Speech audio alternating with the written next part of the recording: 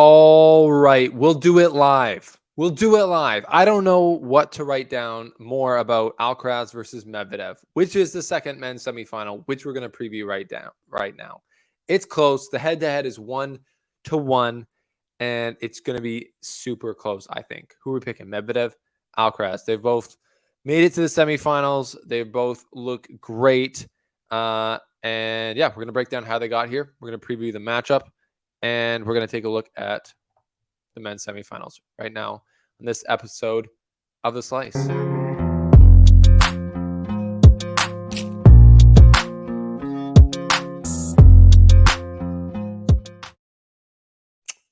All right. We are here, people. We've got the final four for the gentlemen's singles.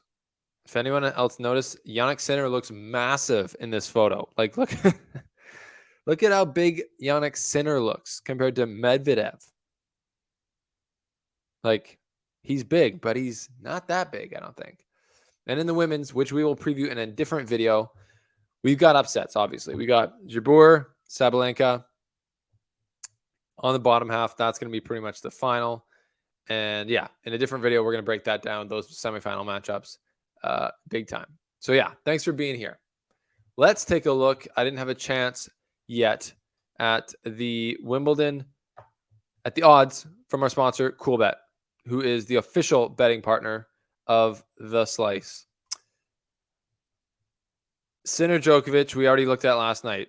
And now let's look at the odds. This is interesting for Medvedev Alcaraz. Alcaraz. This is what they got. They got Alcaraz at 1.38 and Medvedev at 3.25, meaning that Alcaraz is the severe favorite versus Medvedev for CoolBet. So that's very interesting to me and leaves a lot of value. 3.25 on Medvedev. Put some respect on his name. I guess they both won one major. Fair enough. But we'll get into it. That's why we play the game. Anyways, shout out to CoolBet. If you're going to bet on the tennis, stay cool, bet responsibly. And AG1, if you want to nourish your body, if you want to be an elite athlete, if you want to make it to Wimbledon one day, you can't do it if your body is trash. And you can't have a better body if you don't eat better food. And this helps you do that. This helps you get a baseline of nutrition every morning. It's a good, healthy habit that I try and stick to. And also shout out to Go Sport, secure the bag, the best bag in tennis, without a doubt. Go Sport, link below. Check out their new bags. All right. Djokovic is going to be waiting in the final. We all know this. I'm just kidding. I do have lots of respect for Sinner. I already previewed that. If you haven't seen that preview, click here. That's going to be a great match, but the odds are that Djokovic is going to make it through, although Sinner and the Carota boys might have something to say about it. So this is the breakdown, though, between Medvedev, who just came through Chris Eubanks in 5 sets. That was looking really sketchy there after 3 sets, wasn't it? If you guys watched the match today, looking very sketchy for Medvedev. Eubanks absolutely pulverized the ball. It was crazy to see. His serve is huge, but then his next ball was so big. His backhand, when it was working, was so big. And he just played great tennis coming forward. You just think to yourself, how has this guy not put it all together before in his career? But yeah, he's going to be on TV a lot more going forward, even though he lost this match. So huge run for Chris Eubanks. Huge shout out to him. That was amazing to watch. We'll get into the stats of that match here in a second. And then Alcaraz comes through Holger Rune today in 3 tight sets, although it did look like, Alcaraz was just got on top early and stayed there, even though they, first set went a tiebreaker. It did seem like Alcaraz, to me, from the bit I watched, I wasn't able to watch as much as I would have liked. It did just seem like Alcaraz was always just having the slight edge there. So without any further ado, let's look at the stats from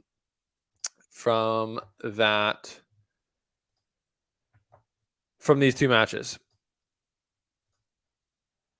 All right. Alcaraz. So this is Medvedev Eubanks. Let's start with Medvedev Eubanks. 5 sets, 6-4 Medvedev, then 6-1 Eubanks. He quickly got ahead, and Medvedev's game kind of fell apart a little bit. Set two, if we just look at the set two, Medvedev only had 2 aces. Only 50% of his first serve points won. And I mean, it was just crazy. He had Eubanks had 17 winners. Only 3 of them were aces in the second set. This guy was just smashing the ball from the baseline. It was incroyable. Medvedev, though, makes set 3 closer. Said that he started to feel his game, and then, but still, though, they're in a fourth. He lost that, and then they're in a fourth set, and they go to a tiebreaker. Medvedev was like a few points away from losing this. Got the break. It really felt like he started to read Eubanks serve better, get better returns in play, and then it really seemed like Eubanks did tighten up and started to play worse as well. So there's that.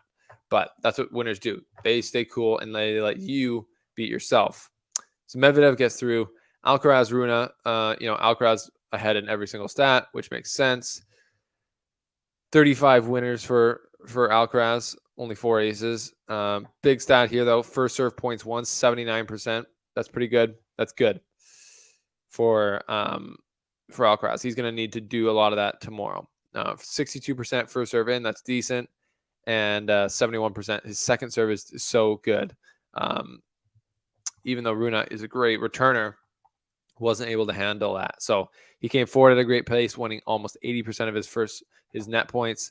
And then he just broke when he could. 2 or 3 break points. So close match, goes the way of Alcaraz, and that sets up the match. So we got Alcaraz, the young stallion, seemingly petri dish perfect player, does everything right, moves so well, versus Daniil Medvedev, who loves to play spoiler. And this, I guess, would be a spoiler. He loves to play spoiler, and he's in the spoiler role. The underdog, some would say, to me, he's not that big of an underdog in this match. Like, let's be honest. And I got my chart here. You're thinking I'm just pulling this out of my rear end, but I've got my chart here, and the chart does not lie. But yeah, Medvedev's won a U.S. Open, coming from behind, or not coming from behind, but playing the upsetter to beat Djokovic. Alcaraz has won a U.S. Open, but he didn't have to play Djokovic or Medvedev. He was always kind of the favorite in every match he played, Alcaraz there. So we'll see what happens. Let's just take a look at their match. So they're head-to-head, 1-1. They played at Wimbledon in 2021 when Alcaraz was just a wee little pup and Medvedev destroyed him, which made sense back then. And then they played also in the Indian Wells final this year, obviously, where Carlos Alcaraz kind of destroyed Daniil Medvedev. So what do you say about that? So coming into this match, they're 1-1. Let's just break down the parts of their game. Do we like this? If you don't like this, tell me. And I'll keep doing it anyways. Medvedev serve, 3 out of 3 for me. 3 check marks. Alcaraz serve, 2.5 check marks. It's a half check mark if you can't see it. It's like a little V. Alcaraz has been serving great, but his serve is not on the level of Medvedev's, where it's just you can count on basically 1 to 2 points, even against a guy like Djokovic, of free points on your serve per game. It's insanely a huge advantage on the grass, especially. When he's serving well, Medvedev will get at least 1 game point or free point per game. This is just the eyeball test, which is a huge advantage. Return, both 3 check marks, both amazing returners, and Alcaraz has really impressed me on the return so far, especially against Berrettini. People are saying Berrettini didn't serve that well. Were you watching the match? I don't know what the stats say, but he was serving huge, and Medvedev was handling, or Alcaraz was handling it great. So the return is going to be key. It's going to be interesting to see where Medvedev stands on the return. He was standing super far back for most of the match against Eubanks, and then he started to come in by the end. Alcaraz's service obviously not as big as Eubanks, but he has been hitting it pretty hard. So we'll see how far he stands back, and if he changes his position through the match, that will be super interesting. Forehand, I got 3 check marks for Alcaraz, only 2 for Medvedev. Alcaraz has a better forehand in my opinion. Both got 3 check marks on the backhand. Movement, Alcaraz, to me, 3 check marks. He's moving great. Medvedev, it seemed, with the super attacking tennis from Eubanks, he really couldn't he could do in a medium pace rally, he could run down balls and just defend from the back of the court. But on the really fast paced, he didn't seem to be able to anticipate and move quickly to spots. And he seemed like a little bit of a sitting duck whenever there was like a mid court ball that Eubanks was mashing. I will say though, Eubanks was hitting those mid court balls maybe harder than I've ever seen anyone hit them before. It was absolutely crazy. And then at the net, I would say they're both like a 2 out of 3. So it'll be interesting to see if either guy tries to draw the other one in. What type of unconventional shots they use, short slices, off pace balls down the middle, etc. It's gonna be interesting. My keys to the match for Alcaraz: attack, attack, attack. Because of what I saw from Alcaraz or from Eubanks, I think Medvedev can be put on his back foot. When he's on his back foot on the grass, he does not really want to be there. I think he wants to stay up on the baseline and push you around. So if Alcaraz can really just go at him and not feel like he has to hit clean winners, but just hit from the middle of the court with pace to push Medvedev back, that's just going to do good things for him. He can get frustrated there, slipping around in the back of the court. And I just think that's, Medvedev or Alcaraz has got to be able to attack with control in this match. And for Medvedev, I have protect the serve.